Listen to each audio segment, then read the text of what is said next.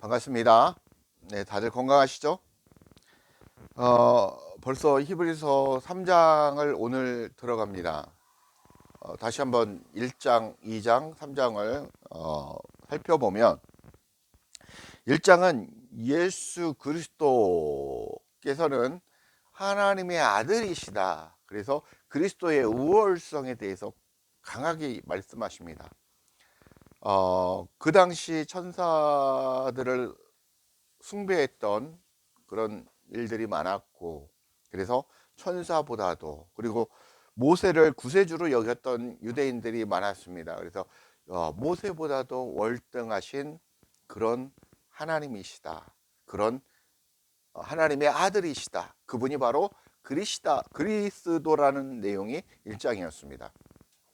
그러면 2장으로 넘어와서는 어떤 분이냐? 그 하나님의 아들이신 그리스도께서 육신의 옷을 입고 여러분과 저를 대속하시기, 여러분의 죄를 대속하시기 위해서 이 땅에 찾아오셔서 십자가에 못 박히셨고 부활하신 그런 구세주다라는 것입니다. 그분이 바로 그리스도시다라는 그런 말씀이십니다. 그래서 그분과 함께 살아가야 된다라고 말씀을 드렸습니다. 오늘은 3장의 말씀입니다. 오늘 3장의 말씀을 보면서 주님이 어떤 마음을 말씀하시는지 알아보도록 하겠습니다. 제목은 1절의 말씀은 나와 있는 것 같이 그 중에서 예수를 깊이 생각하라 라는 내용으로 제목을 잡았습니다. 자, 말씀 들어가겠습니다. 1절입니다. 그러므로 함께 하늘의 부르심을 받은 거룩한 형제들아, 우리가 믿는 도리의 사도시며 대제사장이신 예수를 깊이 생각하라 라고 말씀하고 있습니다. 히브리서 저자는 본인을 포함해서 하늘의 부르심을 받은 거룩한 형제들에게 이 글을 쓰고 있다는 것입니다. 믿지 않는 자들에게 쓰는 게 아니라 믿든 믿지 않는 자든 누굽니까? 먼저 하늘의 부르심을 받은 형제들, 그런 자들을 대상으로 하고 있다라고 말씀하고 있습니다. 우리 믿는 자들은 하나님의 부르심을 받은 자라는 것입니다. 우리가 교회에 다니고 예수를 믿는다고 하는 사람들은 바로 하늘의 부르심, 그래서 소명이라고 하지 않습니까? 하늘의 부르심을 받은 그런 거룩한 사람들이라는 것입니다. 우리가 거룩할 수 없습니다. 누구를 통해서만 거룩할 수 있다? 바로 예수 그리스도를 통해서, 그분만을 통해서 우리가 거룩해 줄 수 있다라는 것입니다. 그 내용도 포함하고 있다라는 것입니다. 그런데 우리가 믿는 그분 누구십니까? 그리스도께서 예수 그리스도께서 무엇이라는 것입니까? 첫 번째는 사도라는 것입니다. 두 번째는 무엇입니까? 사도요? 두 번째는 무엇이라고 합니까? 대제사장이라고 말씀하고 있지 않습니까? 대제사장이라고 말씀하고 있습니다. 여러분과 저는 바로 사도로 예수를 믿는 예수 그리스도 안으로 들어간 우리가 믿었다라고 하는 것은 그분과 하나 되었다라는 것입니다. 그분 안으로 들어갔다라는 것입니다. 그분 안으로 들어간 우리는 똑같이 사도요 대제사장이라는 것입니다. 그 당시 사도라고 하는 것은 보냄을 받은 자라는 뜻입니다. 그리고 대제사장은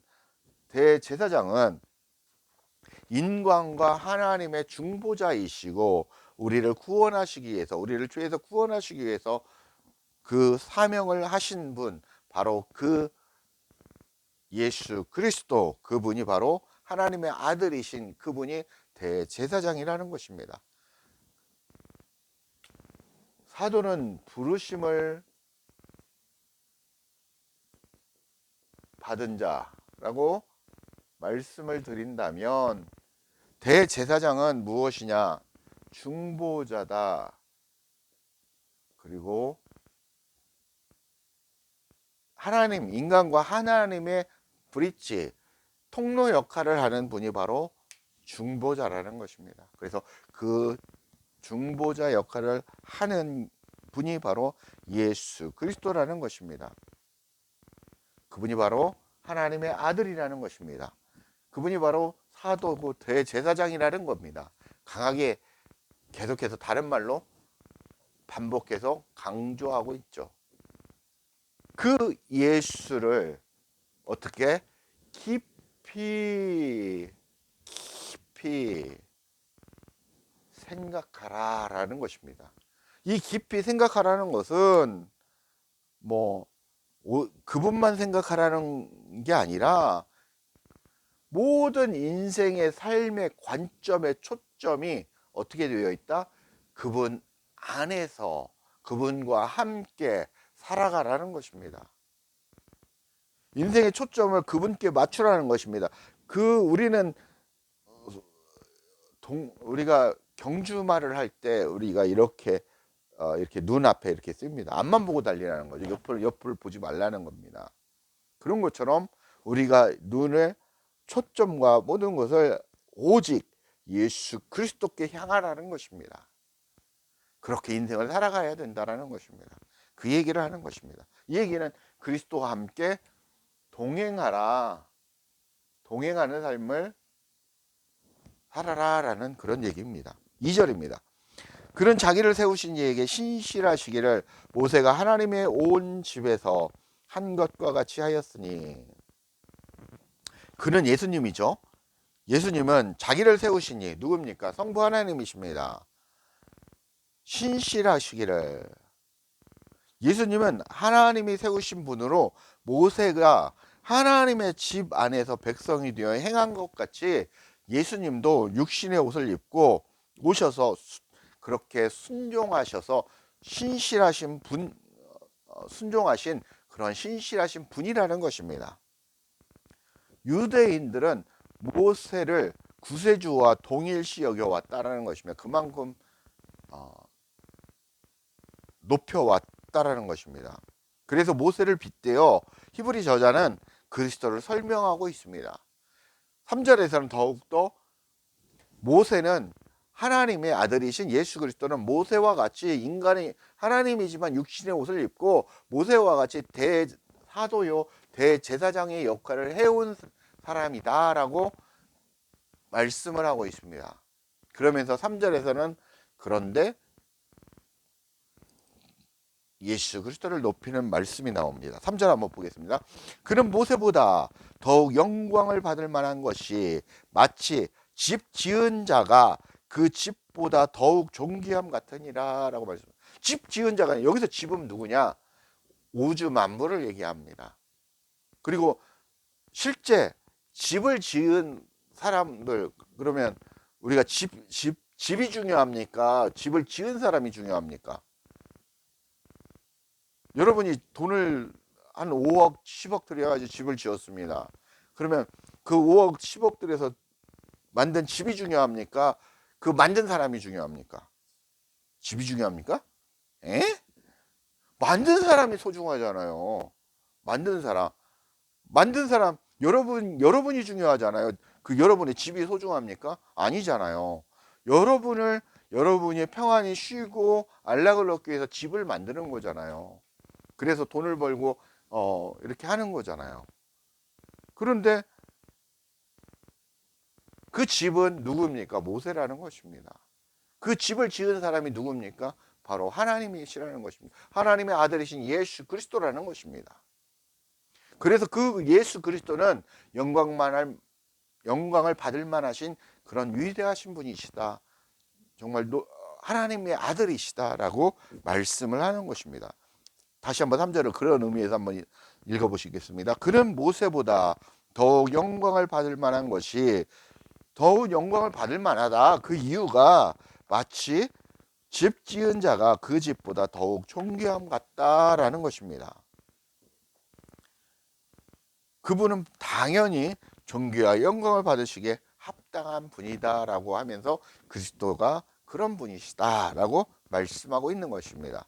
4절 집마다 지은 이가 있으니 만물을 지으신 이는 하나님이시다 말씀드렸죠. 모든 만물과 여러분 한 사람 한 사람을 지으신 분은 바로 창조주 하나님이시라는 것입니다.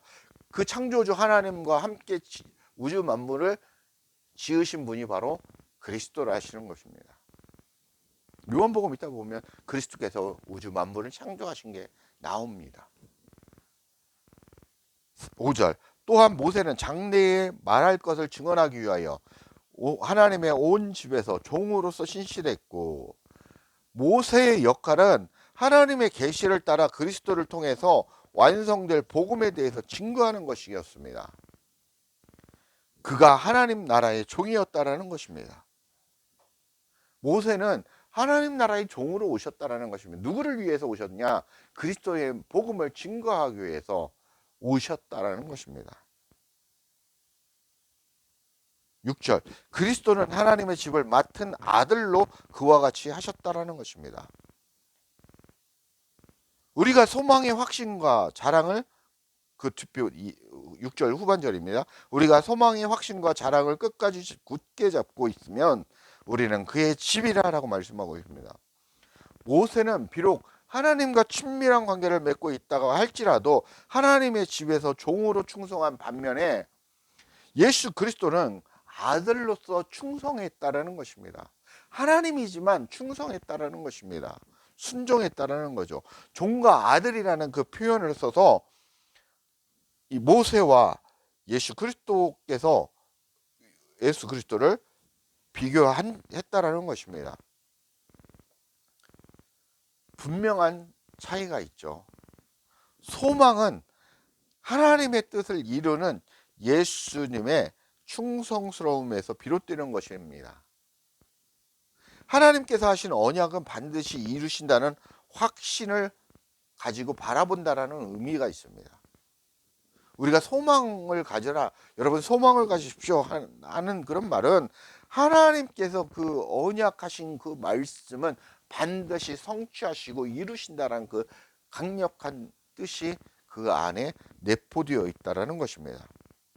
그래서 우리 그리스도의 자녀들은 소망을 가지고 살아가야 됩니다. 그 두 가지 그 소망 안에는 무엇이 있냐면 담대함이 있습니다. 소망에는 담대함과 자랑이 있습니다. 이 그리스도를 이게 소망 안에는 담대함과 두 번째 자랑이 있다는 것입니다. 자랑. 그 담대함이라는 것은 이에 해당하는 것은 파르레시안이라는 것입니다. 파르레시안 헬라어로 신뢰라는 뜻입니다. 신뢰라는 뜻을 가진 헬라어인데 파르레시아는 원래 헬라 문화 속에서 헬라 시민들 상호 간의 개방적이고 솔직한 관계를 의미하는 것입니다. 개인 신앙의 확신과 담대함을 뜻하라는 것입니다. 여러분 한 사람 한 사람의 믿음의 확신과 담대함, 믿음의 담대함으로 나아가야 함을 얘기하고 있다는 것입니다. 두 번째 자랑은 어떤 뜻이냐면 헬라어 카우케마라는 말입니다. 카우케마. 그리스도의 자랑이 되라는 것입니다. 여러분은 이 나라의 자랑, 뭐 손흥민과 같은 사람도 위대한 사람이지 않습니까? 그죠? 그런데 역사적인 유인이 된 이순신 장군이나 세종대왕처럼 이 대한민국의 자랑이 된다라는 거죠. 근데 그보다도 더 큰 것이 무엇입니까? 여러분 자신이 바로 그리스도의 자랑이 되라는 것입니다. 이 소망이라는 것은 결론은 여러분은 그리스도의 자랑이 되어야 된다는 것입니다. 여러분은 그렇게 그리스도의 자랑이 되어야 되고 그리스도의 자랑이라는 것입니다. 다시 말해서 여러분 자체가 그리스도와 하나가 되었고 믿음을 소유한 자가 그리스도의 자랑이고 그리스도의 자랑이 될 것이라는 것입니다. 그 두 가지 내용이 포함이 되어 있다는 것입니다. 7절 그러므로 성령이 이르신 바와 같이 오늘 너희가 그의 음성을 듣거든 이라고 말씀하고 있습니다. 그러므로 하나님의 자녀가 된 자녀들은 성령의 인도하심을 받는다라는 것입니다. 너희 안에 성령께서 내주하신다라는 것입니다. 그래서 너희는 그의 음성을 들어야 한다라는 것입니다. 성령께서는 얘기하고 있는데 여러분들은 귀가 멀어서 듣지 못한다라는 것입니다. 눈이 멀어서 보지 못한다라는 것입니다. 그래서 우리는 성경에서 벙어리요 소경이라고 얘기하는 게 그 내용입니다. 실제 눈을 앞을 못 보는 거고 귀를 못 듣는 거지만 그것을 얘기하는 게 아니라 영적인 소경이고 영적인 귀머거리라는 것입니다. 그래서 여러분은 성령의 음성을 들어야 된다는 거죠. 성령은 누구, 그때 설명을 드렸죠. 영적 원리를 설명했지만 성령은 누구의 음성을 그대로 전합니까? 바로 예수 그리스도께서 얘기하는 대로 그렇게 전하시는 분이라는 것입니다. 예수 그리스도는 누구의 음성을 전합니까? 바로 성부 하나님의 음성을, 메시지를 전한다라는 것입니다. 그렇게 대행자로서, 대언자로서 그렇게 임무를 수행하신다라는 것입니다. 그래서 성령 하나님은 여러분에게 그대로 말씀하신다라는 것입니다.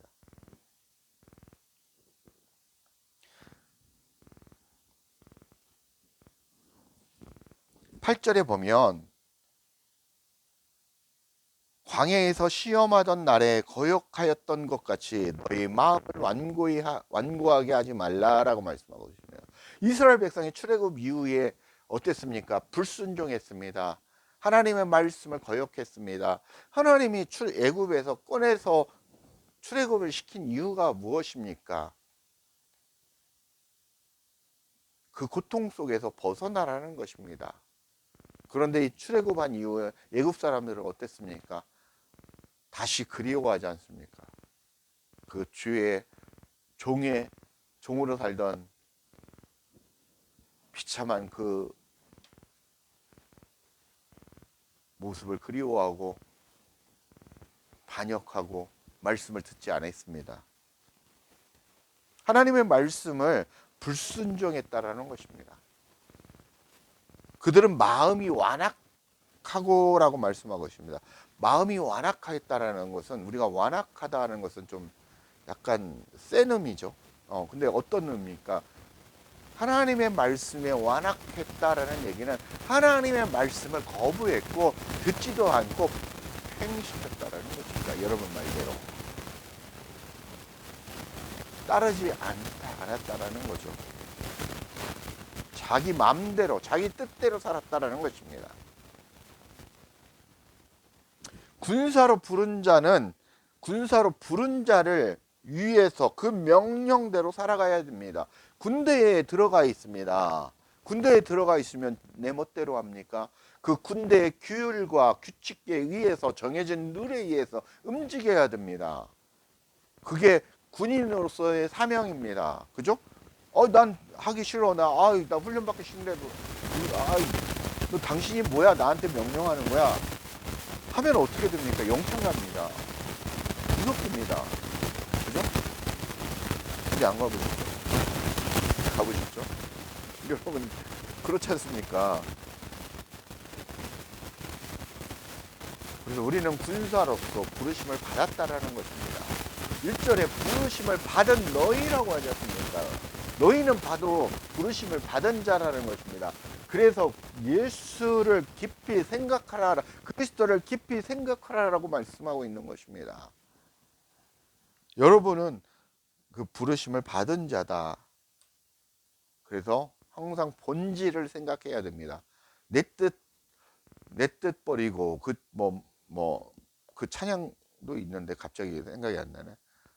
내가 생각하는 건 내 뜻 버려야 된다라는 것이죠. 9절 거기서 너희 10주가 나를 시험하여 증험하고 40년 동안 나의 행사를 보았느니라.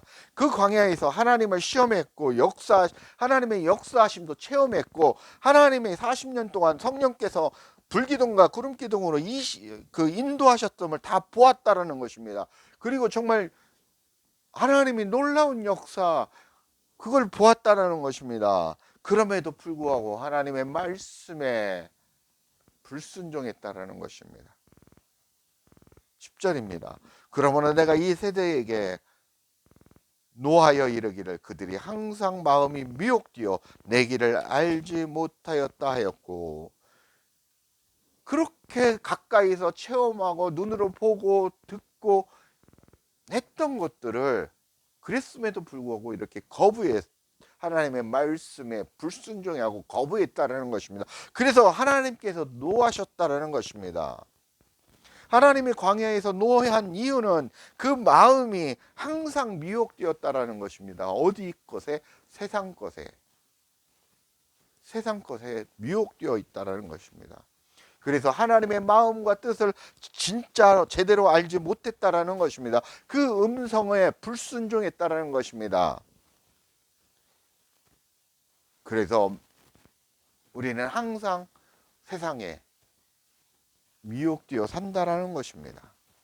그 출애굽의 그 백성들처럼, 그 죽어갔던 많은 백성들처럼 우리도 그렇게 살고 있지는 않습니까?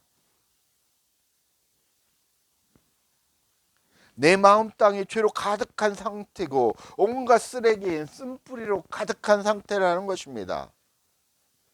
11절, 내가 노하여 맹세한 바와 같이 그들은 내 안식에 들어오지 못하리라 하였다 하셨느니라. 그래서 그 미혹된 자들, 불순종한 자들은 바로 하나님의 안식에 들어가지 못한다라는 것입니다. 이는 그리스도와 분리된 상태, 떨어진 상태, 죽어있는 상태를 말하고 있습니다. 사망의 상태로 떨어졌다라는 거예요. 사망의 종, 마귀의 종으로 떨어졌다라는 것입니다. 하나님 안으로 들어갈 수 없다라는 걸 말씀하고 있습니다. 안식이라는 것은 우리가 그리스도의 안으로 들어가고 그리스도와 함께 하나님 품으로, 성부 하나님 안으로 들어가는 것이 참 안식입니다. 그래서 우리가 지금 인생을 살아가면서 그리스도와 연합되어 살아가는 것이 안식을 누리는 삶입니다. 인생의 종말에 있어서 세상적인 종말을 바라보지 마십시오. 여러분, 세상 종말 이전에 여러분의 종말이 옵니다. 개인적인 종말이 온단 말입니다. 그 종말이 오기 전에 그리스도와 함께 연합하여 이 세상 떠날 때 그리스도와 함께 그리스도 안으로 들어가서 우리는 그리스도 하나님 품으로 들어갈 수 있다는 것입니다. 우리는 그분과 함께 안식처로 같이 거하시는 것입니다.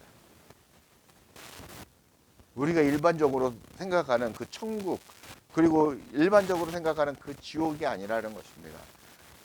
여러분이 그리스도와 함께 있지 않는 그 상태가 바로 지옥이라는 것입니다. 죽어있는 상태라는 것입니다.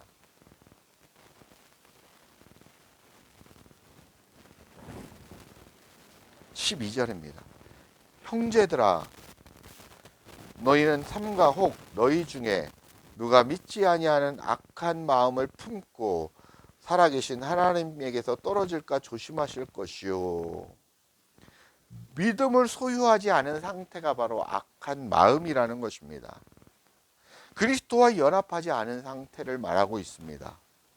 바로 하나님에게서 떨어지지 않도록, 그리스도에게서 떨어지지 않도록 주의하라고 말씀하고 있는 것입니다. 13절, 오직 오늘이라 일컫는 동안 매일 피차 권면하여 너희 중에 누구든지 죄의 유혹으로부터 완고하게 되지 않도록 하라. 너희들이 살아가는 매일의 삶 속에서 서로가 복음의 권면을 하라는 것입니다. 죄의 유혹에 빠지지 말라는 것입니다. 죄의 유혹이라고 말하는 것은 여러분들이 생각하는 것처럼 우리가 도둑질하고 살인하고 간음하고 육신의 모습을 얘기하는 게 아닙니다. 성경은 육신의 모습, 육신의 어떤 도덕적인 잣대를 얘기하는 게 아닙니다. 그리스도와 연합되어지지 않는 그리스도 너의 마음 땅에 생명이 없는 상태, 그리스도가 없는 상태, 그 상태가 바로 간음한 상태고 악한 상태라는 것입니다. 그래서 그 믿음의 선한 싸움을 싸우고 죄와 끝까지 싸우라라고 에베소서에서 말씀하고 있습니다. 그 죄가 무엇입니까? 그 죄가 무엇입니까? 그리스도와 떨어지는 상태, 그리스도를 멀리하고 배교하는 상태, 말씀을 거부하는 상태가 바로 죄라는 것입니다. 말씀을 받아들이고 진리의 말씀을 먹고 날마다 성장하고 무럭무럭 자라나는 것이 하나님에게 기쁨이고 하나님의 보시기에 아름다운 모습이라는 것입니다. 그 말씀 안에서 살아가는 게, 그리스도 안에서 살아가는 게, 말씀이 하나님이시지 않습니까? 14절입니다. 우리가 시작할 때 확신한 것을 끝까지 견고히 잡고 있으면 그리스도와 함께 참여한 자가 되리라라고 말씀하고, 너희가 처음, 여기 이제 우리가 시작할 때라는 것은 뭐냐면 너희가 처음 그리스도를 믿었을 때를 얘기하고 있습니다. 그 믿음에 시작했을 때부터 시작해서 끝까지는 무엇입니까? 죽을 때까지 복음을 소유하고 잡고 믿음을 소유하고 잡고 있어야 된다는 것입니다. 그리스도와 함께 성부 하나님 안에서 그래야 안식할 수 있다는 것입니다. 15절에서 19절까지는 7절에서 11절까지 반복해서 똑같은 내용을 반복해서 말씀하고 있습니다. 반복한다라는 건 재차 강조한다라는 것입니다. 이렇게 살지 말라는 것이죠.